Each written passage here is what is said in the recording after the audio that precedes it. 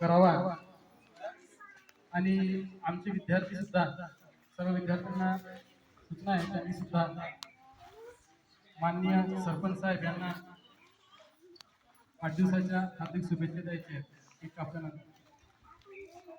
अतिशय आनंदाचा दिवस आहे साहेबांचा वाढदिवस आणि आपल्या गावात वृक्षारोपण त्यांच्या वाढदिवसानिमित्त वृक्षारोपण होत आहे आणि झाडं सुद्धा छान आणलेली आहेत।